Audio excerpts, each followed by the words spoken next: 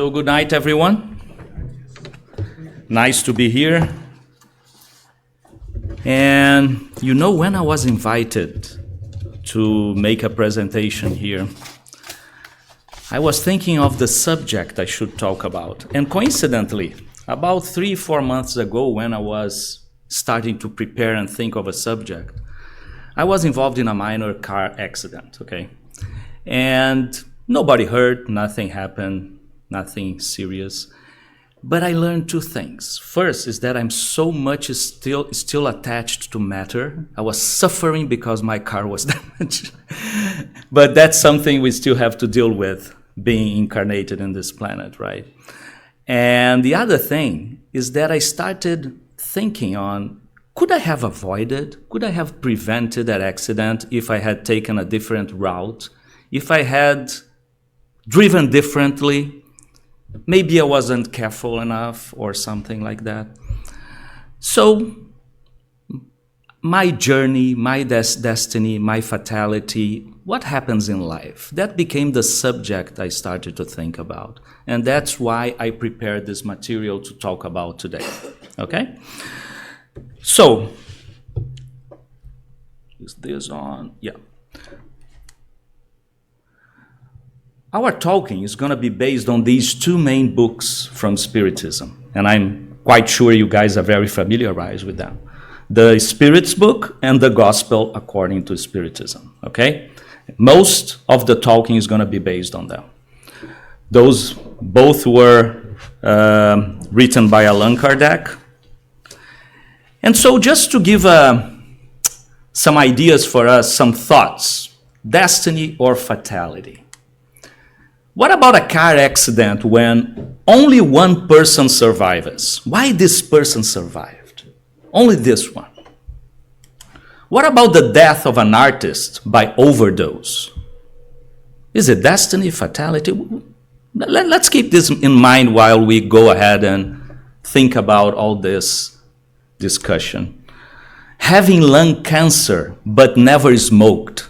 I have one person in my family, a grandmother that died like that, and she never smoked a cigarette, never in her whole life. So, just a thought.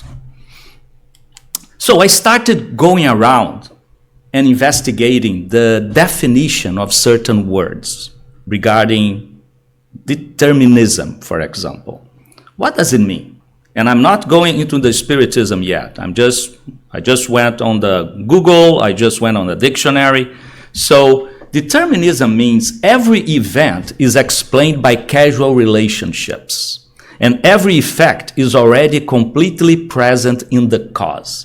That means there is, for every case, for every event, to achieve a certain effect, there should be a recipe. It's not like that, right?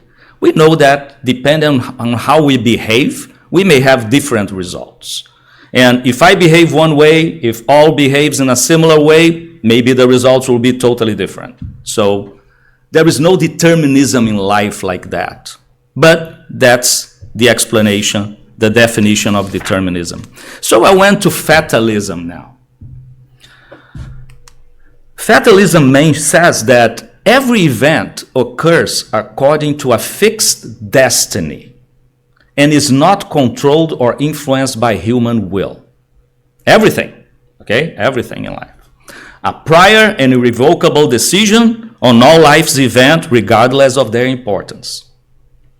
If this is the case, we would be like machines, right? With no will. In other words, it represents the negation of freedom for man, because everything is predetermined. There is a fatalism for everything, right? I went a little further, okay? And on this definition in philosophy, I went to the word fatality itself. And from the Latin fatalitas, from fatum, fate, inevitable destiny. Again, as I mentioned fatalism, it's connected to a fate, to something inevitable, that is predetermined.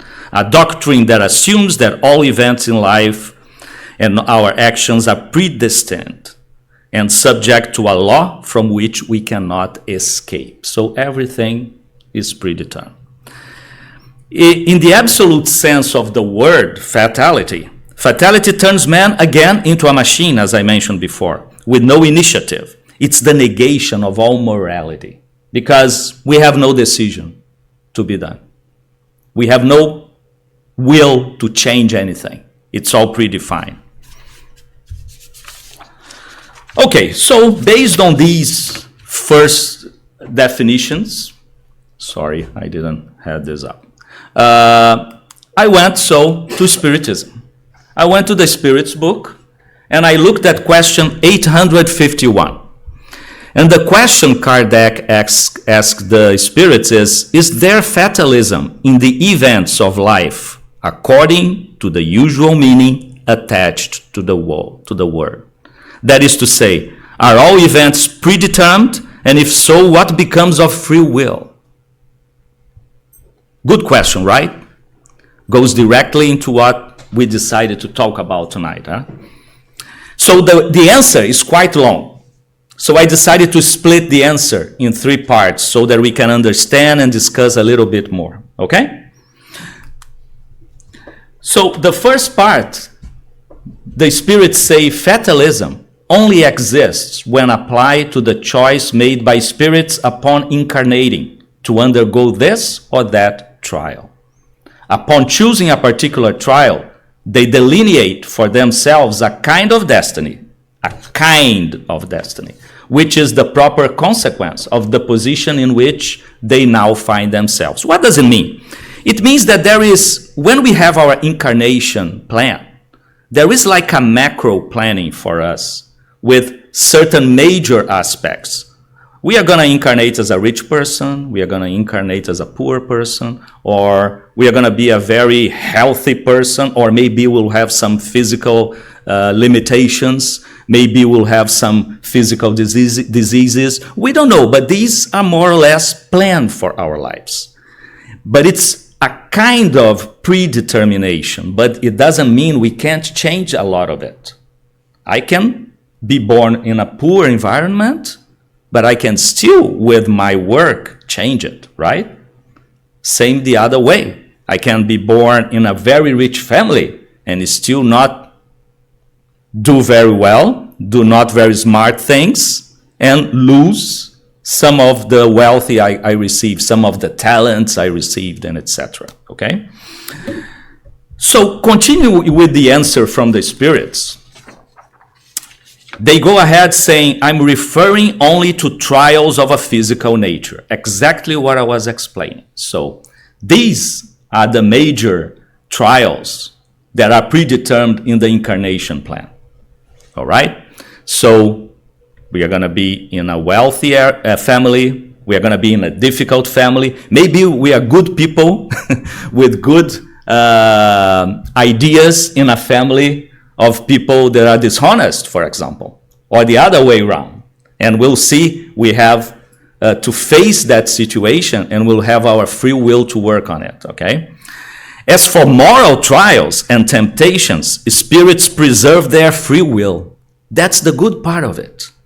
We have all these temptations in our incarnation, in our material world, and we can still have our free will to face them and decide whether we are going to go with them, if we are going to embrace the temptations, or if we are going to go ahead and learn about moral. As all mentioned, we have to read and educate ourselves and learn a lot about morality and change our ways of being, okay? So spirits preserve their free will to choose good or evil, and they are always able to yield or resist. When good spirits see individuals lose courage, they may rush to their aid, but they cannot influence them to the point of eclipsing their will. So, what does that mean? We'll always have our mentors helping us, giving us some signs, some sixth sense that we have sometimes. Don't we have that? During our dreams, we have some insights. And sometimes we don't follow those. We still go to the wrong path, right? But a lot of times we get very good insights, and we know what is the right thing to do, right? Okay, so what we learned so far from the spirits, not everything is planned, okay? A leaf that falls is under God's will because it is under his laws. That's normal. This is God's law from nature. A leaf now in fall, during the fall season, you see all the leaves falling, a lot of them. At the beginning of humanity, the spirits were primitive. They only had instinct, okay? Then we enter the realm of free will, where we are right now. We are in a world of regeneration. So we have our free will, right? And we are all subject to the laws of matter and spiritual laws as well. So morality will give us good reasons to make good decisions, right? So studying, as we were talking before, will help us a lot, okay? But the laws of matter still exist. If I'm driving a car and it's raining, the road is slippery, if I don't be careful, my car is going to slide when I brake. If I drive too close to another car, I'll be in danger, okay? If I cross a street reading a text on my cell phone, I'm running a risk of a car hitting me because I'm not paying attention. So these are natural laws. We have to make the right decision, right? Okay, I'm going to cross the street. I should put my phone in the pocket or so. Let's pay attention to traffic, right? So there is, talking about free will, there is an old story that I read once about a very wise man in a small Greek village back in the time of the Greek civilization. And this wise man was very intelligent and he had smart answers for everything. And then one time, a young man thought like this and talked to his friend. I'm gonna try this wise man. He always has a good answer for everything, but I think I'm gonna cheat him. I'm gonna get a small bird, put in my hand, and ask the wise man if the bird is alive or is dead. If he says it's alive, I will smash it and drop it on the floor. But if he says it's dead, I'll just open my hand and let the bird fly. Oh, okay. So he went to the wise man and he asked, Sage, I have a bird in my hand. Is it alive or is it dead? The wise man looked at him and said, the decision is in your hands. So it's his will, right? It's with him. Okay, so that shows that we have, by our free will, we can make decisions to ourselves and to a lot of things. Okay, so continuing talking about the subject, according to the Spiritist doctrine, by choosing its new existence, the Spirit is practicing an act of freedom. Okay. The events of life are the consequence of the choice and are related to the social position of the existence. So our environment, the place, the family we are born in, will impact in our decisions? Yes, for sure. But it's our free will to decide about things. If we are in an environment with people that have bad attitudes, it's to us to fight those bad attitudes and try to be a good person, right? The other way around is the same, okay?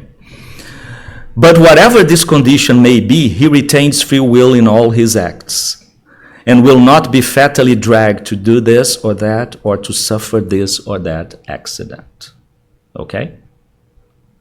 Nothing is going to be predefined as an accident to us if it's not our time that was planned in our incarnation plan, okay? So the term free will we've been talking about, what does it mean in fact? I think everybody has an idea what it means, right? Free will,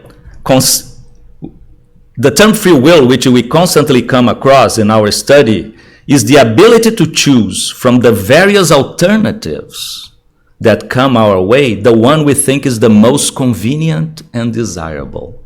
thus allowing us to determine what we want for ourselves. You guys remember, we are going to talk more about that, but you guys remember the old cartoons from Tom and Jerry? Sometimes Tom was about to do something and he had this little angel and this little devil on his shoulders trying to influence him, and he had to make his own free decision, right?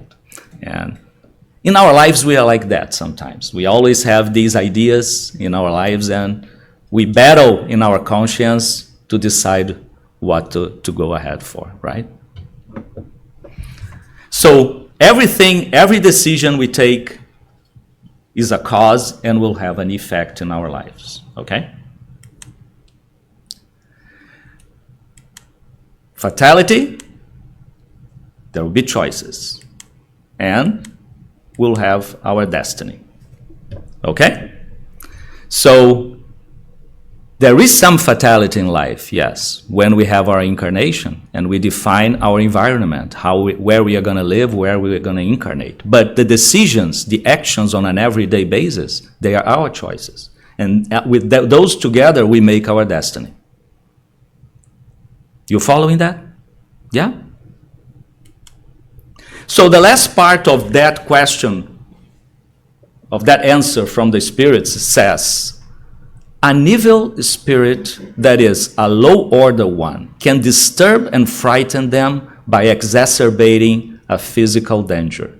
Whatever the circumstances, however, the incarnate spirit still retains its entire freedom of choice.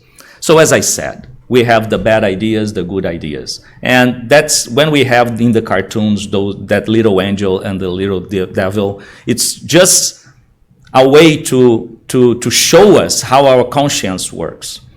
And, of course, sometimes we may have an evil spirit influencing us, and we have to fight that. We have to get away from that, not let them go in with us and influence in our decisions. And sometimes we even need some spiritual help, as we have here in our Spiritist Center, okay?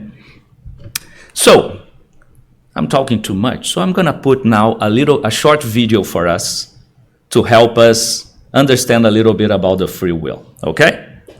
So, let me see. Okay.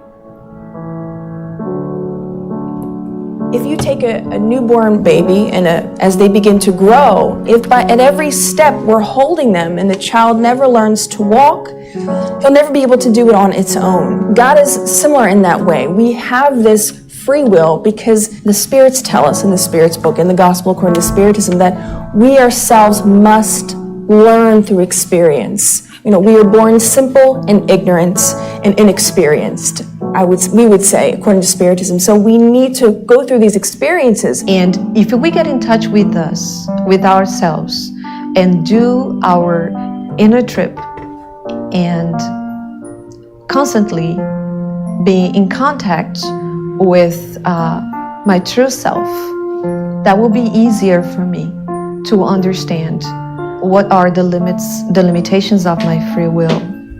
And naturally, we will respect our values and our nature. A lot of the things that we are facing today are the consequences of our previous acts, either in this life or in a previous life. So the concept of God becomes a more encompassing one, a more caring one, a more loving one, that in fact has not neglected us, has not abandoned us, quite the opposite. It's actually giving us a way for us to move forward and learn through our own actions. All this is that we have nowadays, it is somehow a continuation of the kind of life we had, previously speaking. So there is a program where we cannot go really wild. When we talk about disasters, human-made tragedies, sometimes we're so astonished that we think, where was God in this? And is this what free will can really do? And then we realize that in spite of the atrocities that may happen, there is a limit to it. So there is a combination of what we can do in the limits that are given. I think that we can make choices, but to the extent that we are able to understand the consequences of our choices. And so sometimes that explains why we feel like we can have a choice to do things, and sometimes we feel powerless. We don't have a choice. It's because either it's a consequence of a previous act that we had, or it's because we're not able to make a good decision. So somebody else makes it for us that has a little bit more of a learning. But yet, we do believe that because God is so great and God knows all the choices we're going to make, even if we haven't already made them. That's the beauty of how God creates the dynamics of life. Whatever pathway I choose, I will end up encountering that which I must learn. It's inevitable. So we might as well accept the situation we find ourselves in, use prayer to encourage ourselves, and just go with it. So we do believe that there is a God, and we do believe that in fact God wants us to evolve, and that also God respects us so much as to give us our free will, has the ability to make choices, and based on the choices we make, we have certain consequences to our actions that may lead us into a path of a little bit more happiness or a little bit less happiness.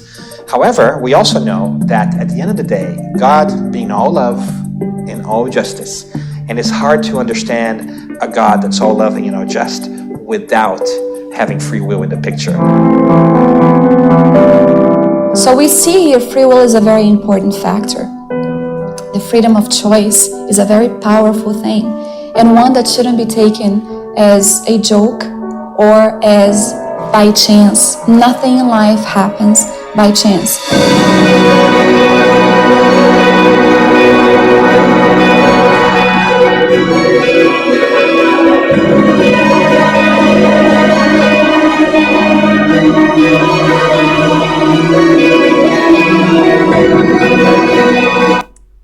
Okay. Did any of you recognize Daniel Assisi? He's been here before, right? Yeah?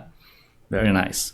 Okay, so going ahead with all the information they mention in, on question 855 on the Spiritist book, that goes into something of the things they mention in the video, what is the intent of providence in making us incur dangers that will have no results? And the answer is very interesting.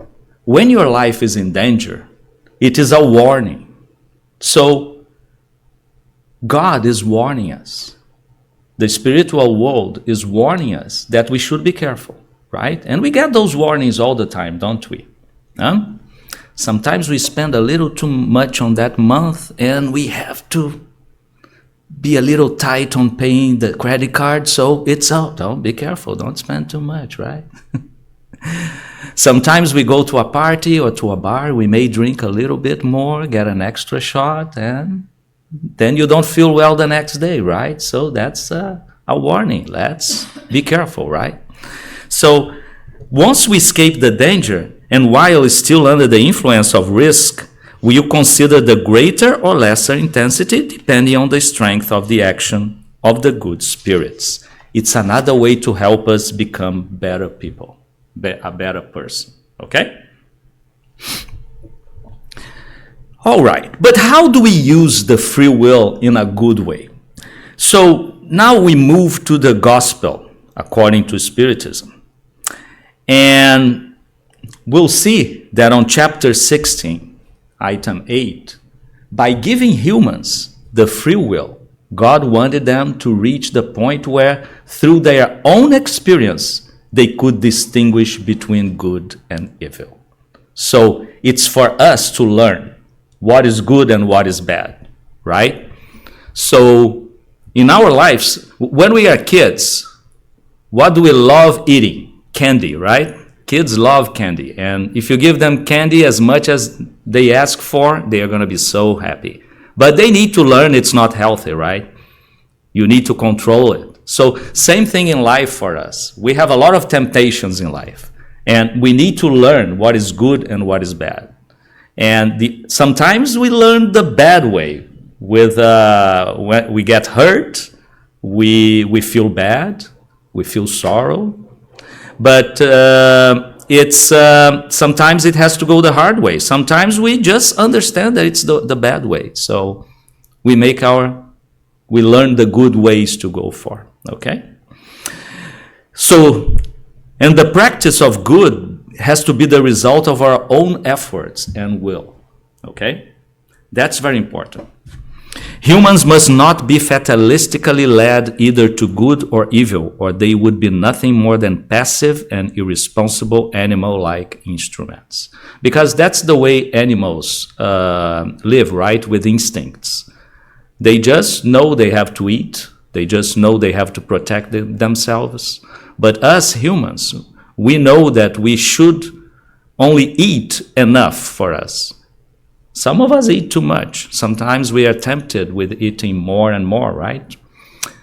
I try not to eat it, but I love French fries. So this is something I have to avoid, because when I start eating, I want more and more and more, right? So that's the kind of things that we need to be careful in life. Learning what are the limits for us, and learning what is good and what is bad, right? Continue on the same chapter, making good use of our free will. That's the important thing, because we have the free will, and we can use it for good or for bad. But God, in His infinite mercy, has placed at the bottom of your heart a watchful sentinel called conscience. I mentioned it before, right? So conscience is very, very important. And I'm sure that when we do, each one of us, when we do something that we regret, our conscience will be there telling, oh, I told you, you shouldn't have done that, right? So it happens to us. So that's a good way to help us learn the good will, to help us learn how to use the free will in a good way, right? And listen to your conscience. It's always there. You may not be paying attention to it, but it's there. We need to be careful to listen to our minds. Sometimes you deaden it by opposing it with the spirit of evil, and then it falls silent. Nonetheless, you can be sure that your poor forsaken conscience will make itself heard as soon as you allow it to perceive the shadow of remorse. The best thing is not to have the remorse. So you need to analyze when you're making a decision, whether it's good or not, using your free will the best way. So, yes, I know sometimes it's not easy, is it? Huh? We are in this regenerative world, and we have a lot of temptations, and it's hard. Finalizing these comments, again, making good use of our free will. On chapter 13, item 10, a protector spirit from Lyon in France mentions to us, listen to your conscience, question it, and you will often find yourselves comforted by its counsels. Okay? Who has ever got to listen to the conscience here? Huh? Have you ever got insights from your conscience about making a decision on something? We do, right? Who here has woken up in the morning with sometimes the answer or the solution for a problem that you have been battling a lot? You ever had that feeling? Huh? Yeah, it happens to us. Our conscience is there. The mentors are always helping us, trying to help us make good decisions. Right? Okay. Continuing, making good use of our free will, right? Again, on the gospel, Fenelon, another spirit in France, mentioned, since humans are the trustees and administrators of the wealth that God places in their hands, a strict accounting will be demanded of them regarding the use they have made of it in virtue of their free will. Okay? So we have the free will. It's to us. It's up to us to make the right decisions. Same thing about all the talents we have, all the abilities that we receive when we incarnate. We should make good use of them with our free will, right? If we learn if we were born with great abilities for mathematics, for example, we should use it in a good way, right? Not in a bad way. If we have good abilities for writing, for example, why not using this talent? Writing in any ways. Let's use our free will, our abilities to do good things. If we are good into teaching, for example, why not using this ability to teach, to help people? A lot of people need help. People need to learn, right? A bad use consists in using it solely for their personal satisfaction. So sometimes we only use the free will for ourselves, only in our own egocentric ways of being, right? So again, think about it. Think every time we make a decision on things, right? A good use, on the other hand, consists in all the times that it results in some good for someone else. What does it represent? Represents also when we do charity, right? When we are helping someone. That's also important, right? The merit is in proportion to the sacrifice one imposes on oneself. Okay? All right. Any questions so far? Anyone would like to say something? Any comments? We are good here? Everybody following? Yeah? Really? Huh? One comment. Yes. Also in the Spirit's book, where is God's law written? The answer is in our conscience. In your conscience, yes. But we forget it. Yes. Our conscience will always be there, right? Always be there to remind us of the good ways of us to use our free will, right? So, when we started talking about destiny and fatality, we can see that we have a lot to decide about our lives. We have our free will. A lot of the decisions are in our hands. And of course, with our incarnation plan, we have a lot of major environments and the families we are going to incarnate in. So this will set up a beginning for us. And of course, as eternal spirits, we reincarnate. So we have previous lives too, and we carry experiences and things we did in previous lives, right? So that will impact in our incarnation as well, and the decisions about our incarnation. So if we go back to some of those examples that I mentioned at the beginning, and again, please, there is no black and white on anything that comes from this, on these destinies of people in life, right? So a car accident when only one person survives, and even on an airplane accident, sometimes there is a person that survives, right? Or a couple. It's just, it wasn't their time, right?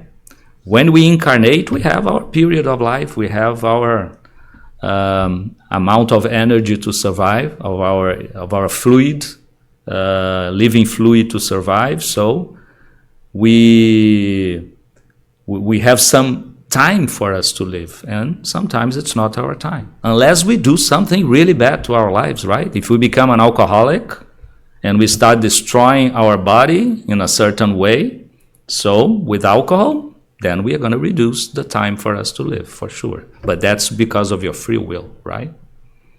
Right?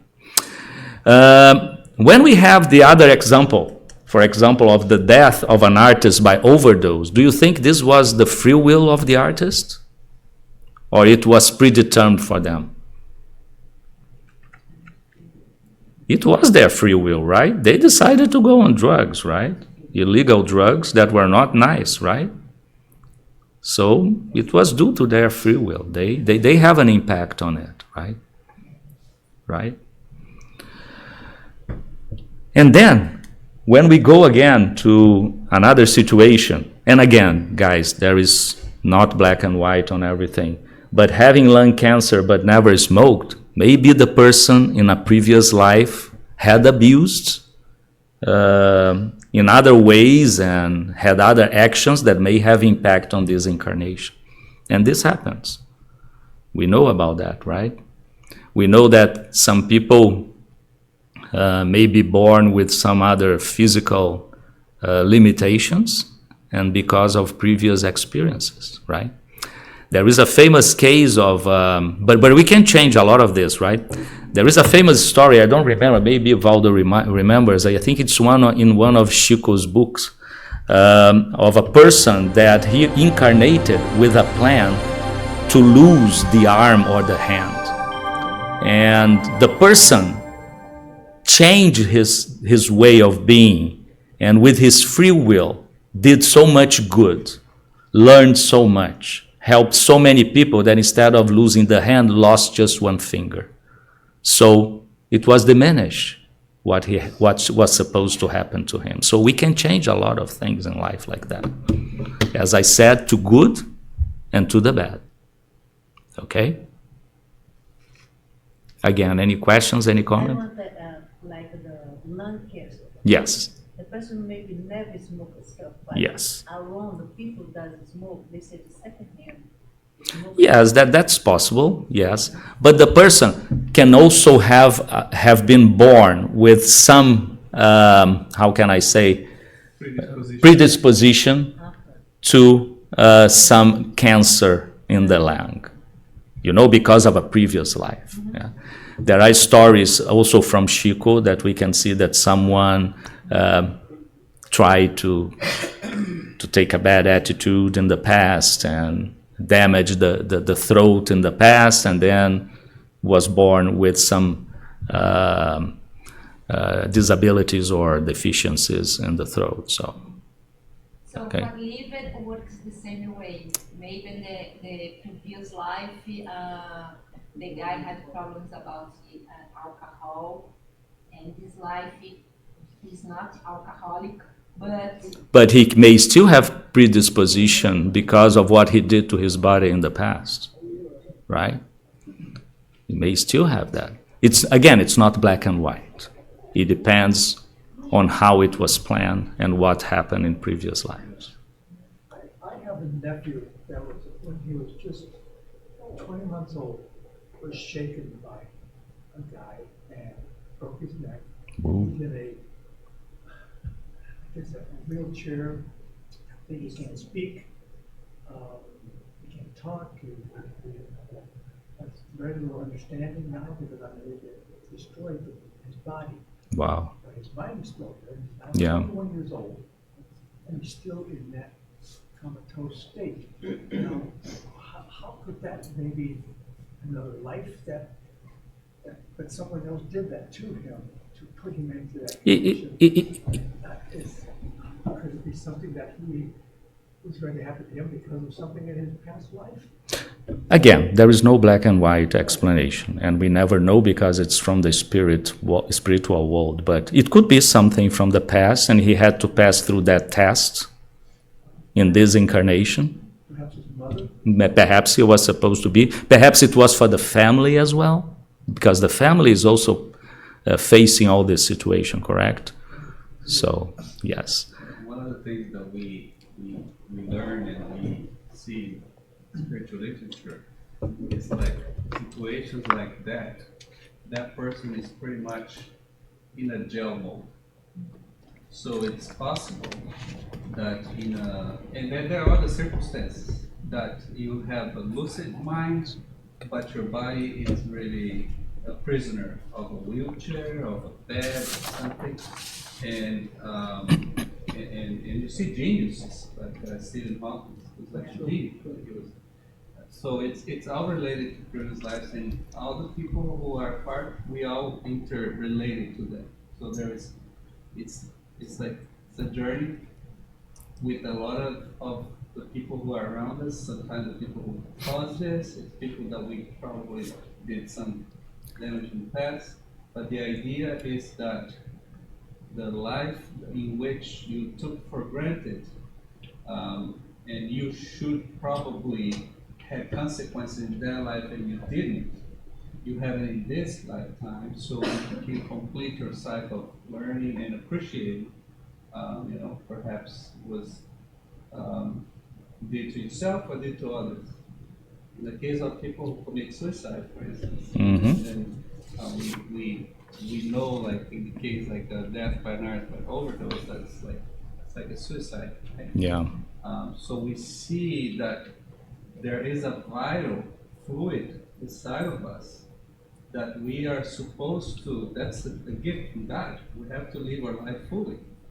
If we take our life before we go to the spiritual world, we are still need to complete that. We still have this fluid to complete. This life cycle is interrupted. So we can be born and live a very short life. That's why you have, children dying at young age, babies, etc. And people die very young. It's because in a previous life, that vital cycle was interrupted by free will. Yeah. And what is important is that our free will, as I said before, we can use it for good and for bad. When we have tests in life, one good example I like to say is you probably read about the famous composer Beethoven. He was deaf, and he could still compose fantastic songs, right? So it's getting over all this, and with his free will. Okay?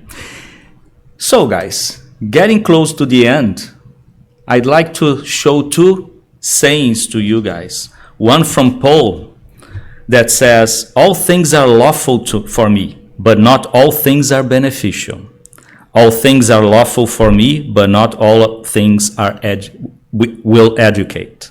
Okay? So this is very important to us. We have the free will. We can do about everything. We can make all the decisions. It's up to us to do the good ones that help us, that educate us. And the other one I would like to say is divine scripture states that to teach shall be given according to his deeds, which basically means that it is people's reaction to life that will decide their fate. This is from Emmanuel on the book Reactions. Okay, this was written by Chico Xavier with the inspiration from Spirit Emmanuel. Okay? Yes. Do you have a minute for a question? Yes.